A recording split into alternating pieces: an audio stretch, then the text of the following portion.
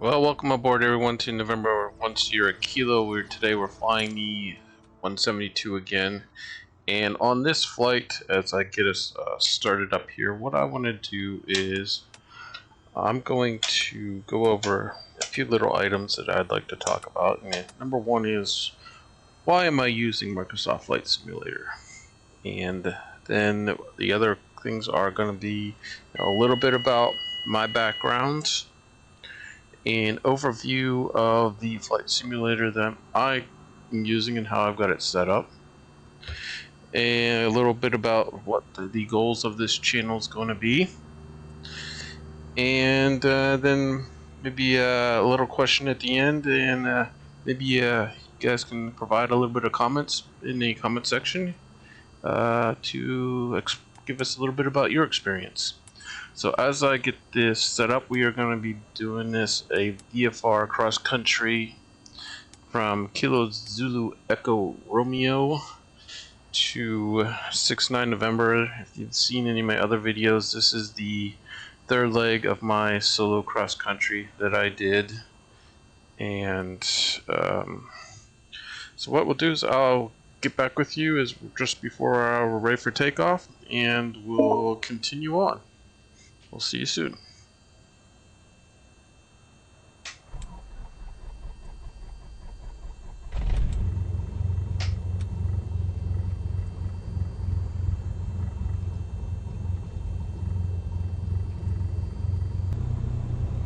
Okay, as we're taxiing, I just want to give you a little update on our departure here. We're departing Zulu Echo Romeo. We're going to be departing runway 11 to the east, and we'll be climbing to 3,500 feet, and it's going to be pretty much a straight out flight. The actual course to our destination is a 095, I believe, 96, 096. So approaching runway 29. It's the foreflight that I am using, giving me the oral alerts, and I will catch back up with you again right before takeoff.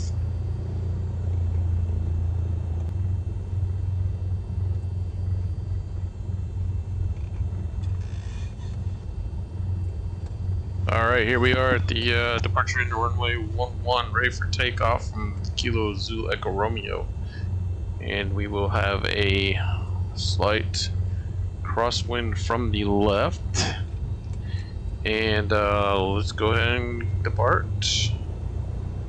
So, Schuylkill County traffic, Cessna November 1 Sierra Kilo, departing runway 11, straight out departure.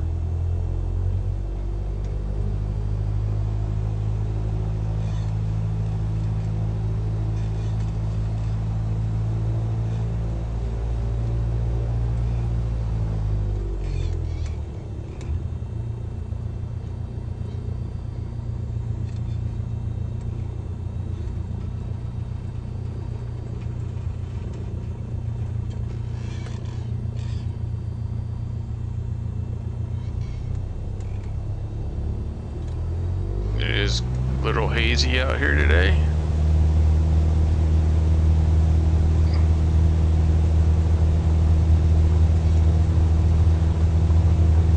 Still have not got used to these rudder pedals. Okay.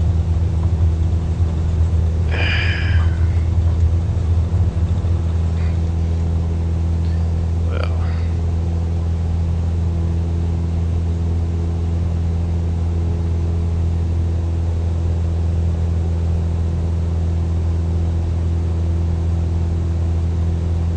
Wild takeoff there.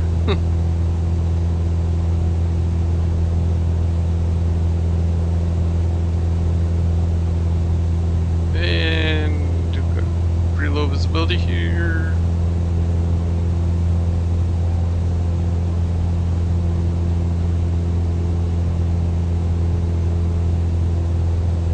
So like I said, we're going to climb up to 3,500 feet.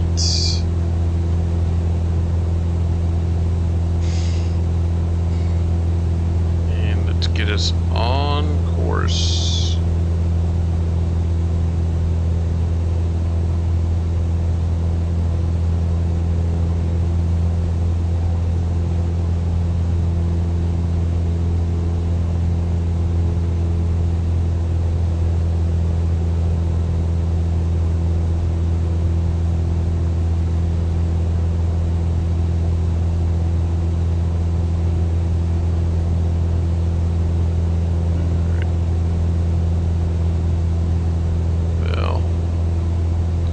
like we may be in the clouds. A little unintentional IFR here, but for the purpose of this, we're going to be calling it good.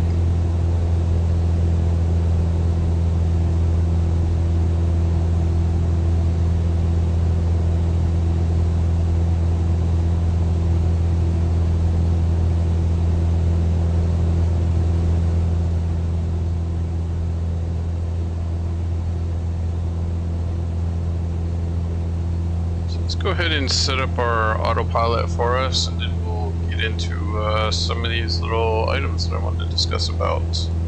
So we've got our autopilot set for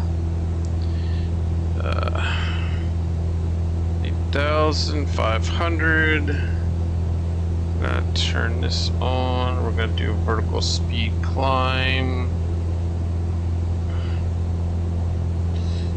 And set our autopilot to the nav to try to track us. Let's see if it'll. Does not seem to want to capture our course. We are going off course, so let's go and. Well, we'll give it a little bit more of that, and okay, a little bit more climb. Keep her climbing. Back on course.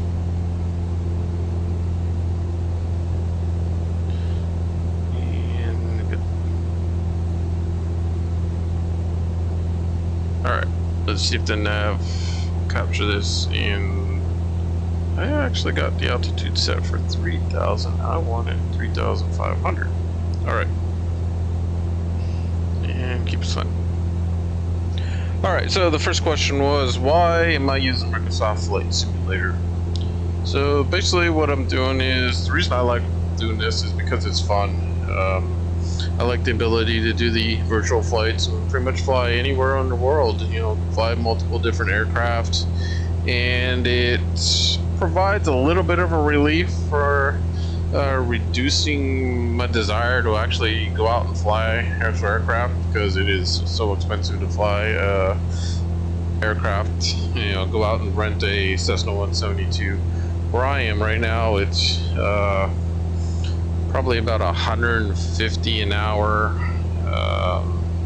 Go anything more than that, you know, you're talking a couple $100 just to go out and do just like about an hour flight or so. So it provides a little bit of relief. It also helps me track some of the skills that I want to try to maintain or improve on, as far as navigation, communication, cockpit procedures. And the other reason is, you know, I just got a love of aviation. You know, I've grown up in aviation around aircraft ever since I was born, pretty much. So I've got a dad who's been a corporate pilot and flown multiple different aircraft for multiple companies. So I am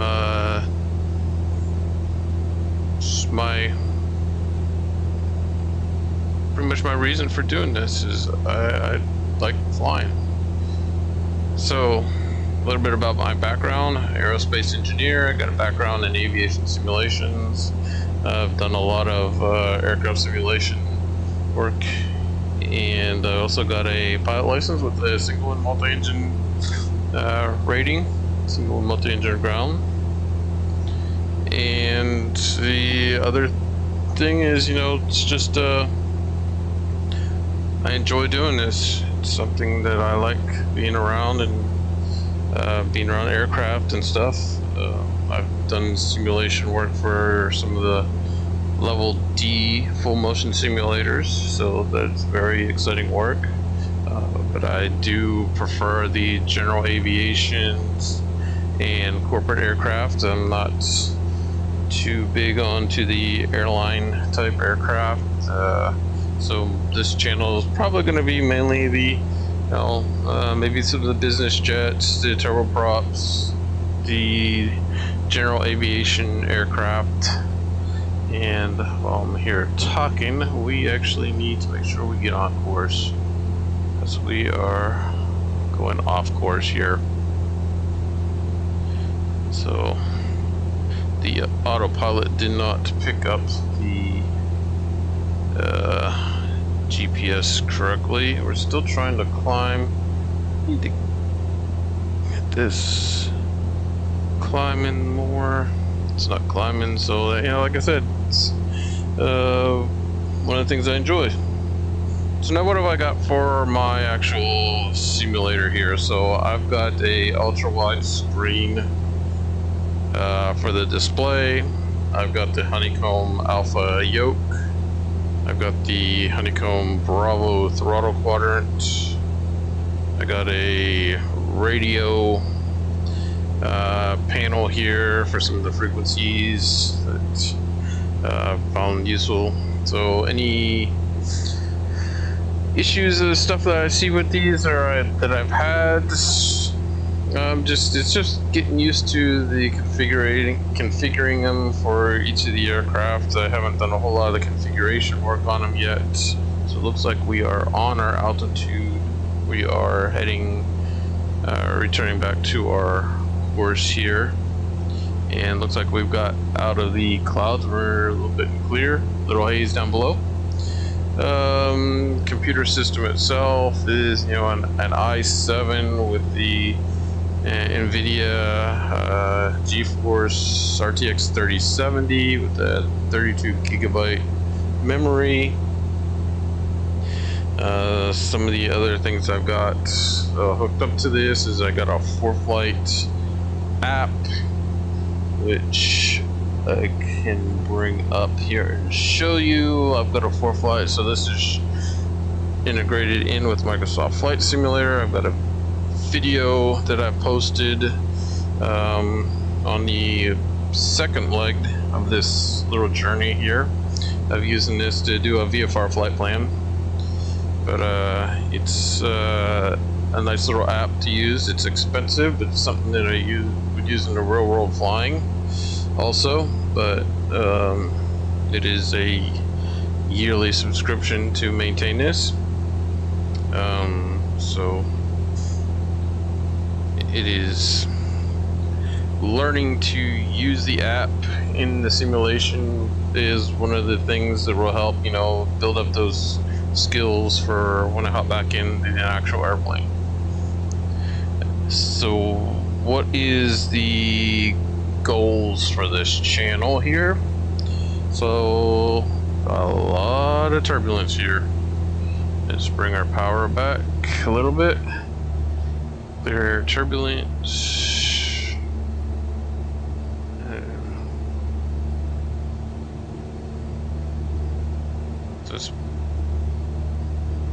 So what are some of the goals of this channel? You know, I'm gonna do some just random flights. I've been gonna pick some flights out of my logbook, just fly them, post them, maybe give you a little bit of my experience with using some of the different options that I've installed or will be installing into the simulator. The next one I've got is the Pilot to ATC.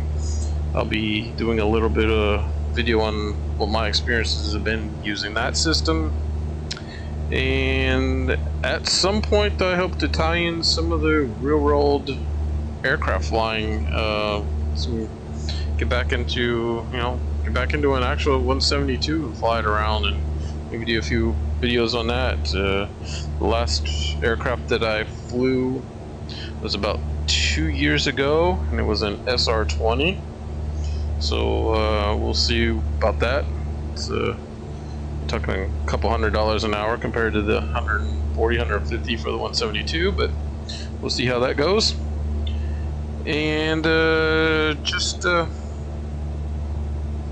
that's my general overview of what I'm doing here. If you got any comments, questions, please leave them down below in the section.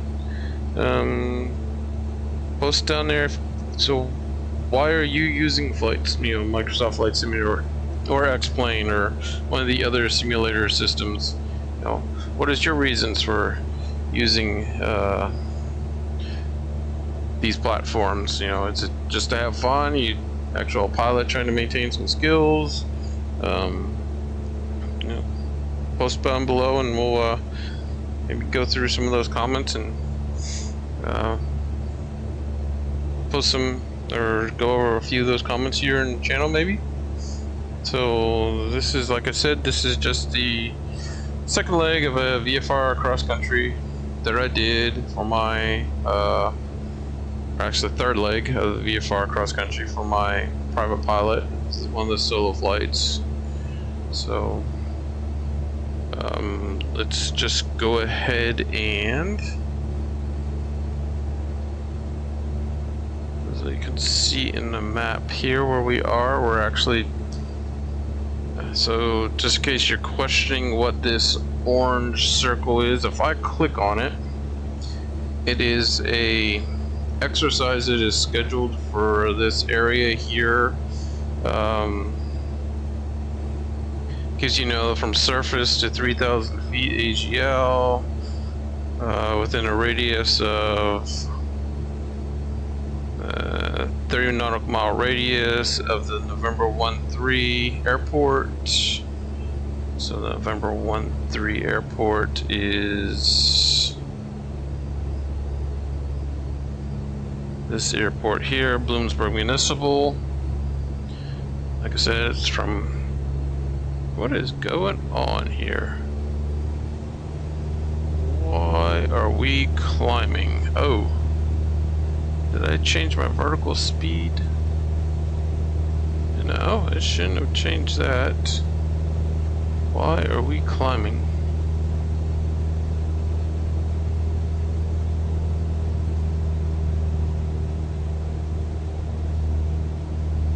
So, you can just see a little, exercise scheduled there activity. It's from 8 a.m. to 4 p.m. today. So if we were actually out in that area flying in real world scenario, that telling us that there's that going on, so to be aware of.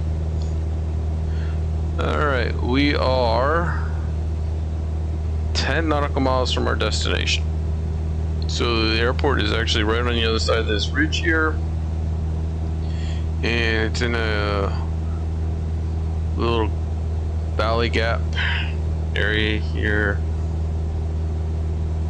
So let's go ahead and disconnect our autopilot and let's go ahead and just continue with our flight into a landing.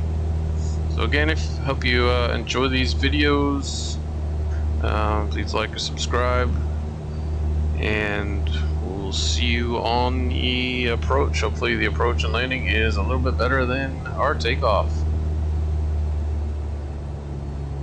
1 Sierra Kilo is mile east of the, or west of the field, entering 45-degree left downwind runway 01 Slatington. Or actually runway 1 Slatington.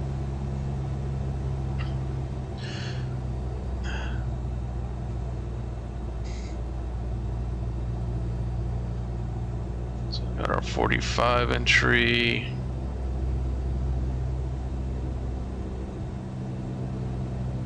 Traffic pattern altitude 1400. We're gonna have a wind from the west, so we need to add in a little bit of a maybe too much there, but let's get us slowed down here. Take a look at the airport. Let's see what's behind us. Okay, I guess.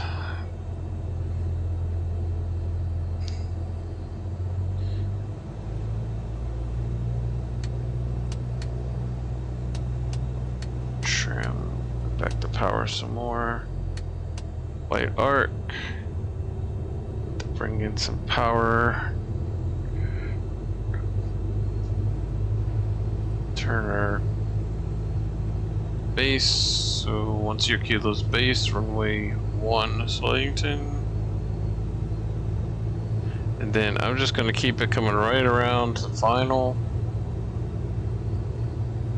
Level the wings just a little bit here. Add our next notch of flaps, and then start bringing it around. slowly. Got the wind pushing us. Alright, Slington traffic. 10 Kilo will be turning final runway 1, Slington. This is a wild approach.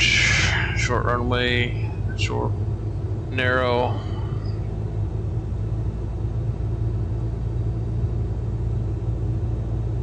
Try to keep it stabilized.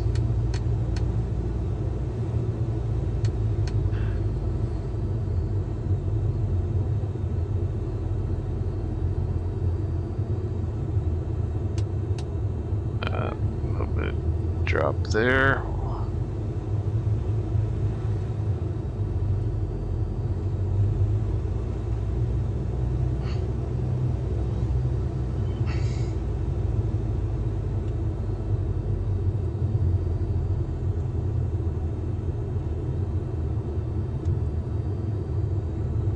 Hold it, hold it, hold it.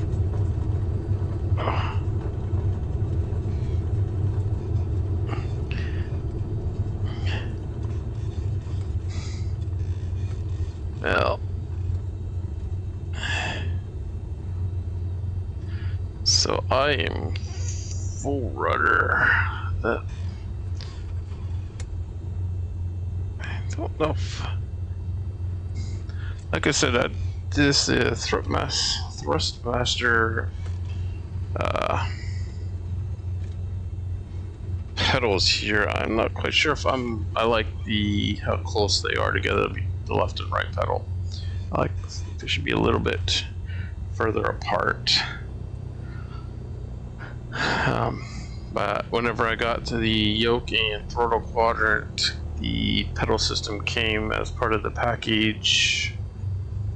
It actually was no. If I would have bought the throttle quadrant and the yoke separately, it would have been the same price as with getting the pedals. So I figured I'll just go ahead and get the pedals so I have something. Right now, may upgrade. So.